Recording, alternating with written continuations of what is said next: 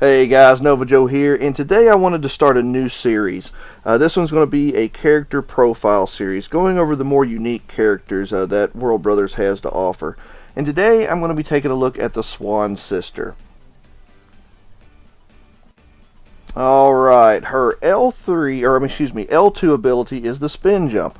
My triple axle that won me a gold medal. You can also use it during a standard jump for an extra spin. Her Tempest AAASP attack. You all remember this one from past games.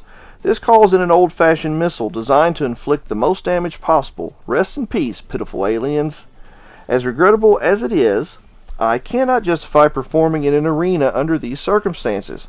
Still, it is in search for art that makes us human. So on the battlefield, I will show agape, aka unconditional love. After my performance, let's kiss and cry together. Let's not kiss and let's not cry together. Let's just check out the SWAN sister. Alright, let's check out the SWAN sister here. Now, when you press L3, the SWAN sister does not do anything. So there is no running with her, and there's no dashing with her. And she kind of skates around on a sheet of ice, as you can see there. So you have to be very careful with her, otherwise you're going to go over the edge with her. She doesn't really have any great offensive abilities.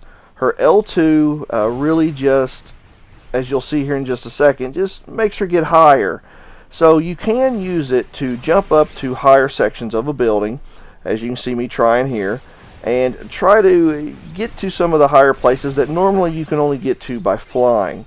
So she does have that ability, but the thing is you only get 4 chances with it, and if you don't watch what you're doing, or excuse me, 3 chances with it, and you can use them up pretty quickly, and then you gotta wait a few seconds for it to recharge.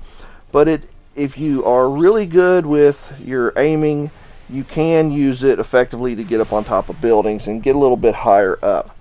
Now, as we're going to take a look at in just a second, her SP attack. And as you're going to see, it is the tried and true traditional Tempest missile we all know and love from the Air Raider from the previous games.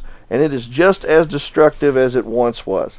So, you all are probably figuring this out pretty quick. She's a boss killer. That is what she's for. She is for killing bosses. So, definitely you're going to want to keep her in your repertoire and level her up, armor her up, so that you can use her in a pinch. And use her definitely when you're fighting a boss, as you're getting ready to see here in just a second. Well, okay, it's not a boss, but it's those Sideros. But watch what this lovely Tempest does. As soon as you press R3, it does lock on to whoever you're aiming at, so you don't have to hold a targeting reticle on the enemy and keep it there. So here we go. The Tempest AAA. And it comes in a lot quicker than it did in the previous mainline titles. As you can see, there it is. Now watch it. Boom. Nice area of effect. We'll take out a lot of enemies that are around the impact zone.